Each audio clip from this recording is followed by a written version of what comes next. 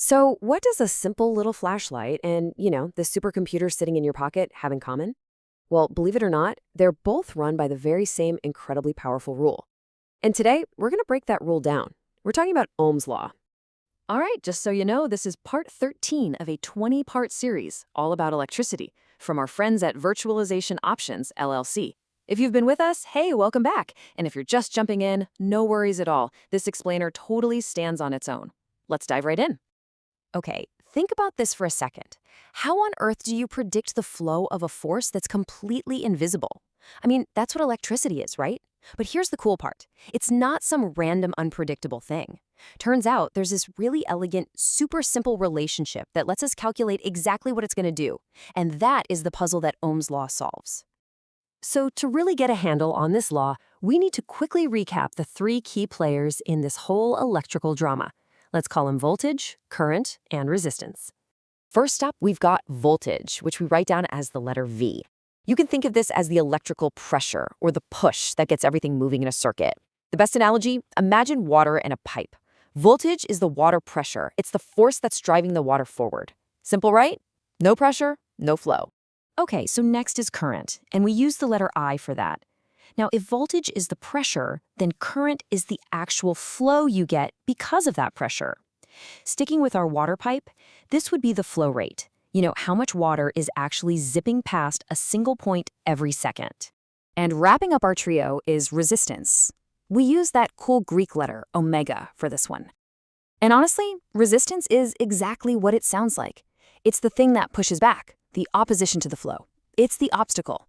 So, back in our water pipe, this might be a section that gets really narrow, or maybe some gunk and pebbles blocking the way, just making it tougher for the water to flow. Okay, so we've got our three players: the push, the flow, and the thing getting in the way. For a good long while, people knew these three things existed, but how they all fit together, well, that was a mystery. That is, until the 1820s, when this German physicist Georg Ohm had a breakthrough. He discovered this incredibly simple, almost beautiful relationship that ties them all together. And here's the core of his discovery, right here. He found that the current flowing through something is directly proportional to the voltage. All that means is if you crank up the push, the voltage, you get more flow. Makes sense, right? But it's inversely proportional to the resistance. So if you make the obstacle bigger, increase the resistance, the flow goes down. It's just this perfect, elegant balance. And check this out. This whole relationship can be boiled down into one super handy tool, the Ohm's law triangle. Seriously, this thing is a brilliant little cheat sheet. Whatever you're trying to figure out, you just cover it with your finger. So say you want to find voltage, cover up the V, and what's left? I next to R. That means you multiply them. Need to find the current.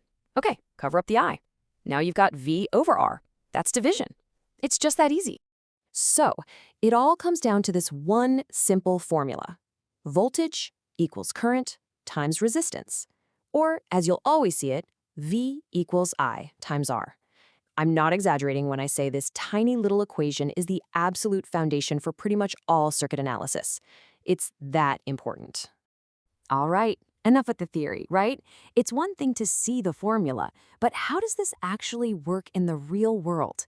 Let's get our hands dirty and walk through a quick, simple calculation.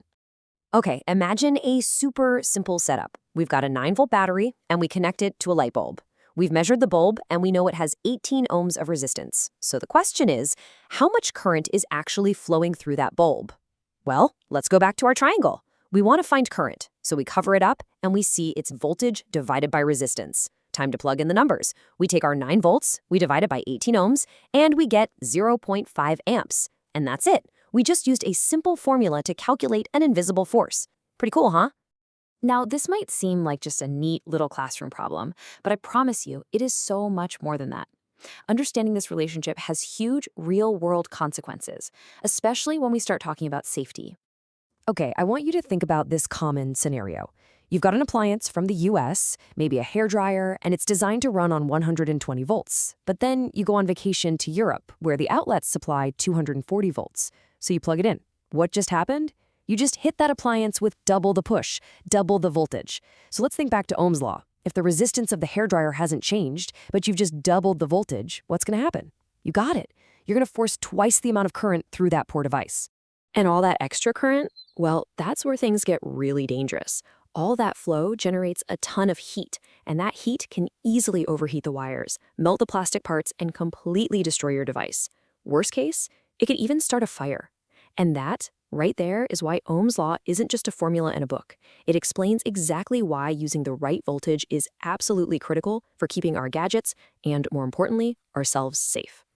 So, we've seen how Ohm's law works perfectly for something simple, like a light bulb. It's clean, it's predictable.